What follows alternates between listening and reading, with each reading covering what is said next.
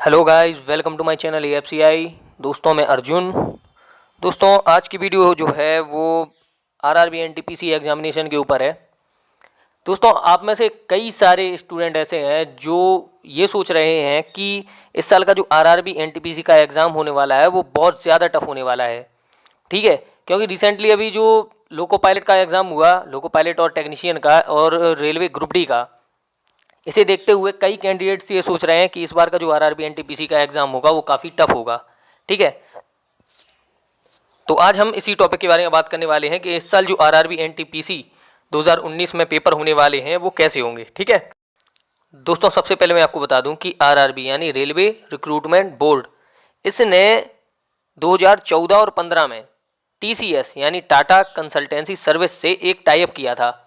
इसके according RRB ने जो भी नई भर्तियां होती हैं उनसे रिलेटेड, चाहे वो एग्ज़ाम हो, साइको हो, मेडिकल हो या डॉक्यूमेंट वेरिफिकेशन, कुछ भी हो, आरआरबी ने सारी प्रोसेस टाइप के थ्रू टीसीएस को थमा दी थी कि अब जो भी रेलवे भर्ती की प्रोसेस होगी वो टीसीएस द्वारा की जाएगी। ठीक है, अब अधिकतर लोग ये कह रहे हैं कि जो 2015 में आरआरबी एनटीपीसी की वैकेंसी निकली थी उनमें जो एग्ज़ाम हुआ था उससे टफ इस साल 2019 में आएगा। ठीक है, तो सबसे पहले यहाँ पे मैं आप लोगों के डाउट्स क्लियर करना चाहता हूँ। दोस्तों याद रखिए, ये जो गलत फहमी है स्टूडेंट्स में कि इस साल का पेपर टफ होगा, ये सिर्फ उन स्टूडेंट्स के अंदर है जिन्होंने इस साल आरआरबी में एएलपी और टेक्नीशियन और रेलवे ग्रुप डी का एग्ज़ाम दिया है। ठीक है, सबसे पहले आपको ये याद रखना चाहिए कि जो एनटीपीसी की वैकेंसी है उन इसका फुल फॉर्म क्या है, नॉन टेक्निकल पॉपुलर कैटेगरीज।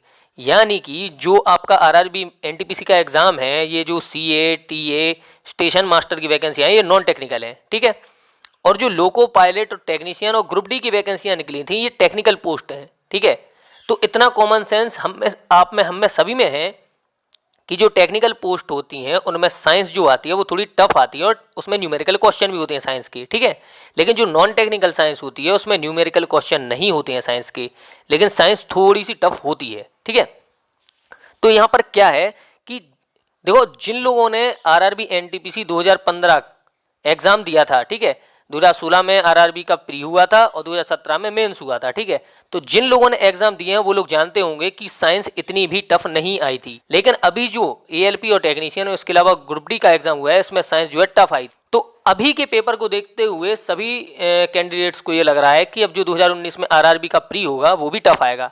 दोस्तों मैं ये कहूँगा इस बार आरआरबी एनटीपीसी का जो प्री है वो टफ नहीं आएगा, क्योंकि ये आपकी नॉन टेक्निकल पोस्ट है। तो कॉमन सी बात है, आपको साइंस के टेक्निकल क्वेश्चन यानी न्यूमेरिकल क्वेश्चन नहीं आने वाले हैं, आपको सिर्फ साइंस आएगी। ठीक है, अब साइंस के लिए मैंने जो बुक बताई थी, मैंने बताई थी कि आप स्पीडी की बुक से पढ़ लीजिए या फिर अरिहंत की बुक से, और अभी रिसेंटली वीडियो में मैंने बताया था कि जीनियस पब्लिकेशन की बुक से भी आप पढ़ सकते हैं साइंस।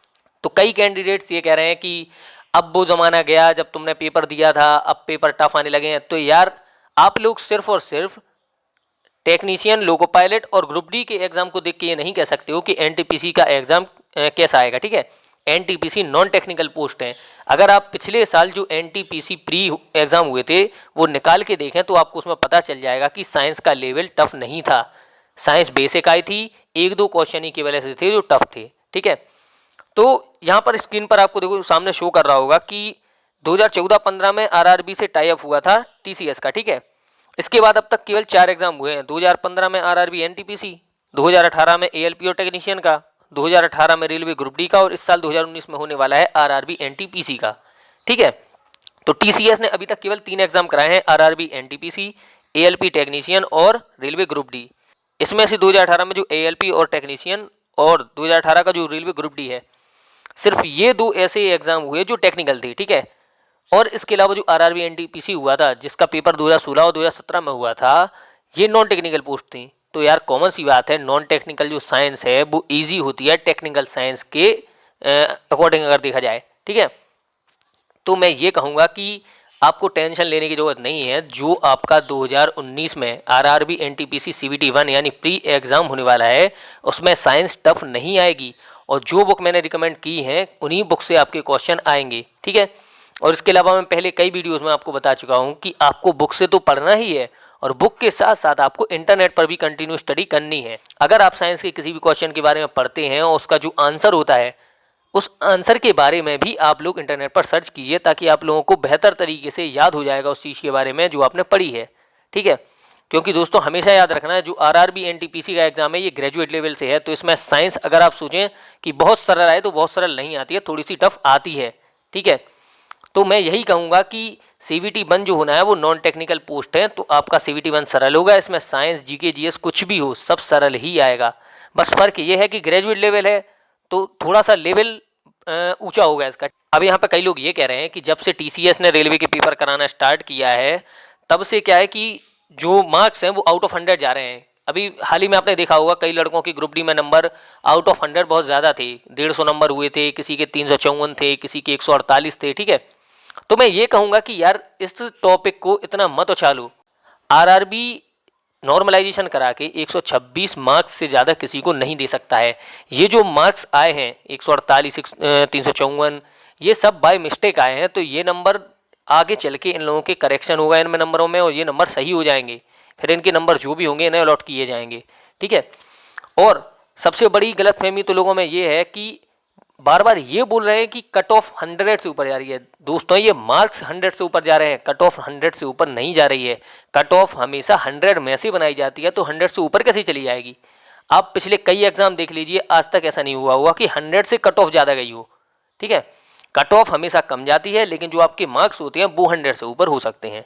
ठीक है, तो इतना टेंशन लेने की ज़रूरत नहीं है।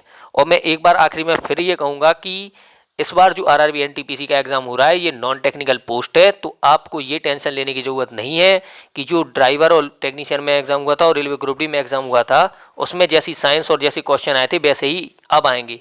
ऐसा कुछ नहीं होने वाला है। इस बार का जो है आपका एग्ज़ाम है वो पिछले साल की आरआरबी एनटीपीसी के जैसा ही होने वाला है। बस फ़र्क थोड़ा सा ये होगा कि जो आरआरबी एनटीपीसी के एग्ज़ाम पिछली बार हुए थे वो 2016-17 में हुए थे और इस बार 2019 में, तो सिर्फ 19-20 का फ़र्क होने वाला है, इससे ज़्यादा का फ़र्क नहीं होगा।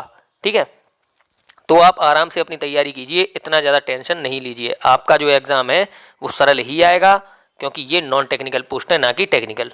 ठीक है, और कट ऑफ के बारे में भी आपको याद रखना है, कट ऑफ हमेशा 100 से नीचे ही जाती है। ठीक है, सिर्फ मार्क्स आपके 100 से ऊपर जाते हैं। तो इस वीडियो में सिर्फ इतना ही।